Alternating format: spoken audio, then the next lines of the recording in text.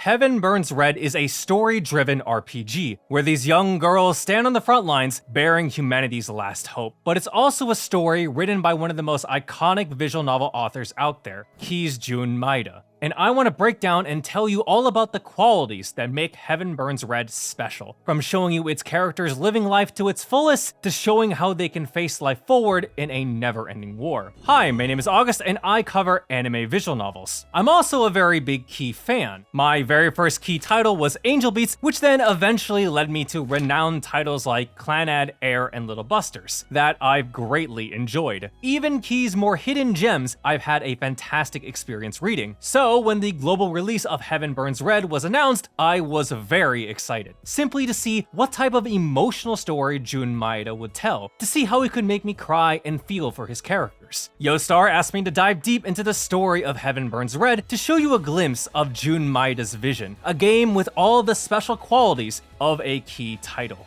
Note, this video will cover footage and details from the events of the main story, from the prologue to chapter 4 of the main scenario. Now, to establish a bit of background, Key is a very renowned visual novel studio, and a title being labeled with the Key brand has certain expectations. Given previous successful and beloved works like CLANNAD, Angel Beats, and Little Busters, people can come to expect very similar vibes. An entertaining comedic slice-of-life story with fun, lovable characters that eventually transform into emotionally pulling tales that will make you cry. Heaven Burns Red will do the same. In fact, I would say that even the game format itself actually makes it a way better, more invested experience. Gacha game RPGs naturally have a lot of different characters, each with their own distinct backgrounds and personalities. They also highly promote raising them, which allows the player to unlock more lore details while raising a character's gameplay capabilities. Key stories have this certain organic charisma when it comes to large ensemble casts. These characters tend to be unique in their own special, quirky way, but it's how they interact together as a group that shines, bringing out the best in those individuals. So when combined together, it creates this combination of being a very character-driven game, an investment into these characters personally, not just from a gameplay standpoint. It wants you to get deeply intimate with them and their group dynamics, to see them in their most proudest scenes, embarrassing moments,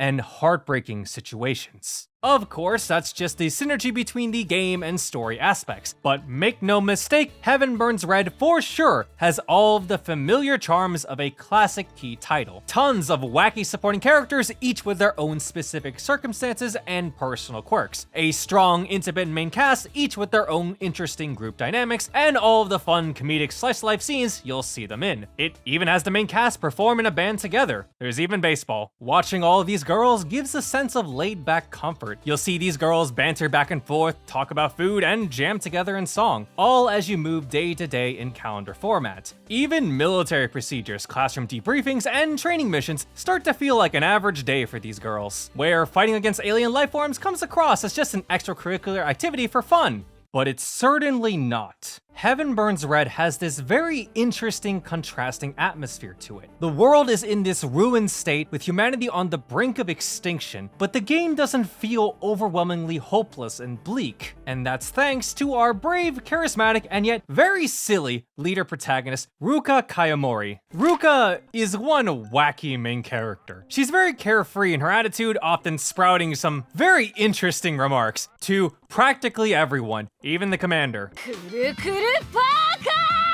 To which then they respond in very appropriate levels of reactions.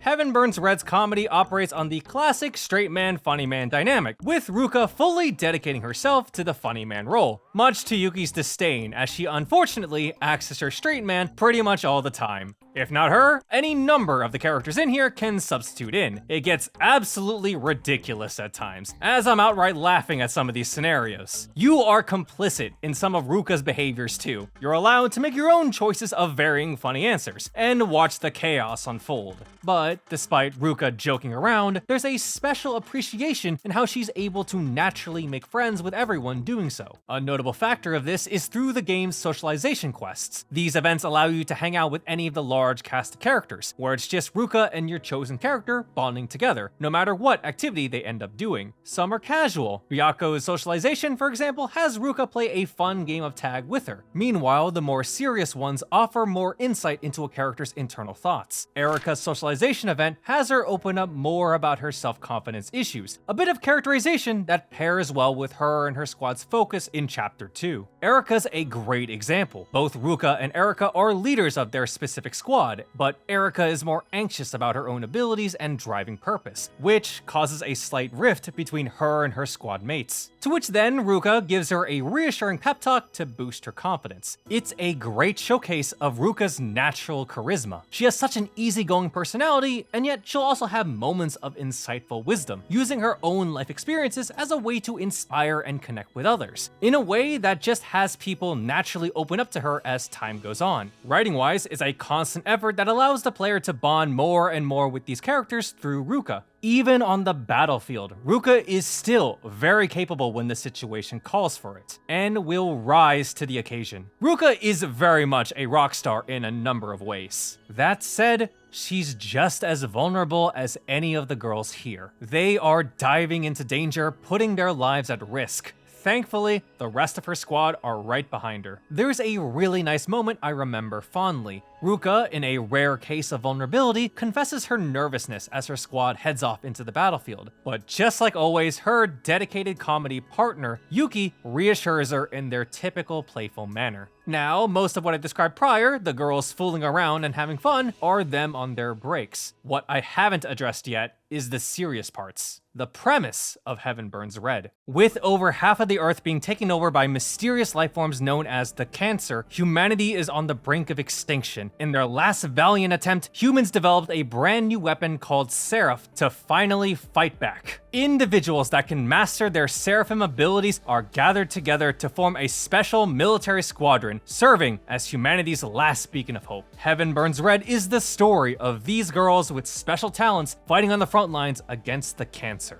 Despite all of the tomfoolery that happens in here, Heaven Burns Red is still a high-stakes war story. The military training isn't just there for exercise, it is them training to fight against a legitimate threat. And when the circumstances are at their most dire, the story is dedicated to showing you both their determination and their struggles. Chapter climaxes are the most emotionally charged scenes in the whole story, and the reason for that is because of everything that happens prior. Heaven Burns Red builds up such an intense familiarity in the beginning, getting to know these characters, training with them in combat, and even exploring the story's lingering plot threads. All of this gives the story the potential energy needed to deliver on those impactful, moving moments, both in celebratory victories and unfortunate conclusions, especially once you hit chapters 3 and 4. You see, Jun Maeda has this very crafty way of dropping subtle hints to future events and big secrets, because he'll do it as offhand jokes. Known absurd comedy bits that you initially regard as wacky quips ends up becoming bittersweet in retrospect because of those eventual reveals. It also teases more of the story's darker, mysterious, larger plot details. Tsukasa's memory problems are initially played off like a gag, the pure irony of an elite intelligence agent that really doesn't know anything, only to be hinted at later that their military organization might have had a hand in the truth behind her mother's death, a Seraphim researcher.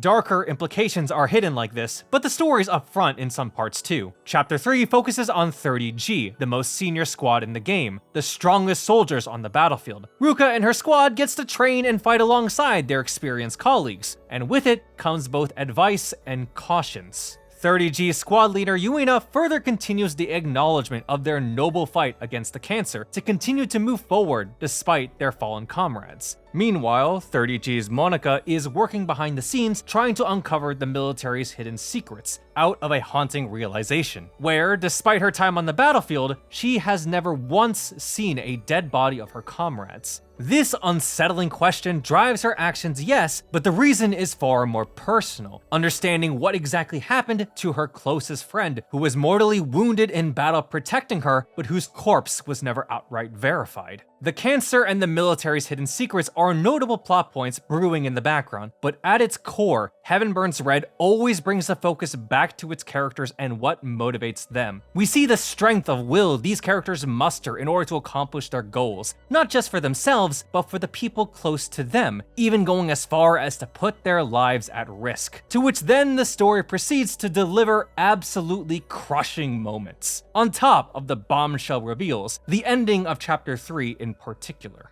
It's strange. Despite the post-apocalyptic setting, the never-ending war effort, and the dangerous consequences, the girls here just talk about food and have fun half the time. And I firmly believe that's the point. It's because the world is in such a hopeless state, humanity on the brink of extinction, that these girls do need some sense of normalcy. For these girls to just hang out and occasionally play some music to lift their spirits. I can't think of any better example than the ending of Chapter 1. After Ruka and the 31A squad defeat the giant cancer on track to harm ordinary people, they celebrate by having a rock concert in their base's cafeteria, which is also live streamed to all the people living in those dome habitats. There's a sense of hopeful optimism in here. The ordinary days they spend here shows you that these girls aren't just fighting for humanity, but for their personal futures too. Even when they face life's toughest challenges, it's how they face the next day onward that's truly important. Humanity needs saving, and these moments of happiness and sadness remind them that the fight is worth it.